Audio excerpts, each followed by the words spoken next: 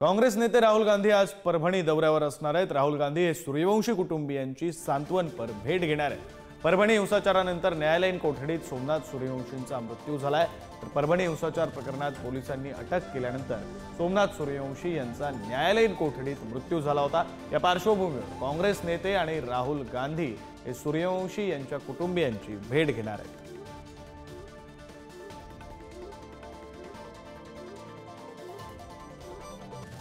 आपले प्रतिनिधी सचिन जिरे आपल्यासोबत आहेत। अधिकचा तपशील त्यांच्याकडून जाणून घेऊ। सचिन, खरं तर मागच्या काही दिवसांपासून या परभणी प्रकरणावरून वेगवेगळे पडसाद हे मराठवाड्यात संपूर्ण राज्यभरातच उमटताना दिसत आहेत। आज थेट लोकसभेचे विरोधी पक्षनेते राहुल गांधी परभणीला येत आहेत।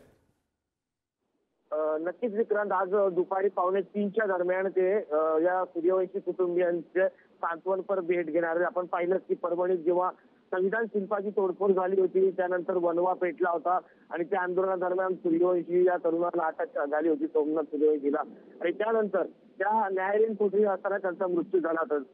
या प्रकरणावरून राज्यभरात आपण पाहतो की आंदोलने झाली आणि त्यानंतर आता थेट काँग्रेसचे मोठे नेते आहेत राहुल गांधी हे या ठिकाणी परभणीला येत आहेत। त्यांच्यासोबत काँग्रेसचे नेते नाना पटोले आणि त्याचबरोबर विजय वडेट्टीवार आणि स्थानिक पदाधिकारी देखील राहणार आहेत। त्यामुळे आता राहुल गांधी थेट या ठिकाणी येत आहेत।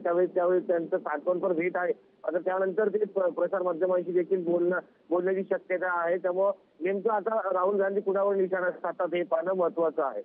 खरं आहे सचिन, आता परभणीमध्ये पोहोचल्यानंतर राहुल गांधी कोणावर निशाणा साधतात, एकंदरीतच मराठवाड्यात वाढलेल्या गुन्हेगारीबद्दल राहुल गांधी बोलणार का हे सुद्धा पाहावं लागणार आहे। धन्यवाद तुम्ही दिलेल्या सविस्तर माहितीसाठी।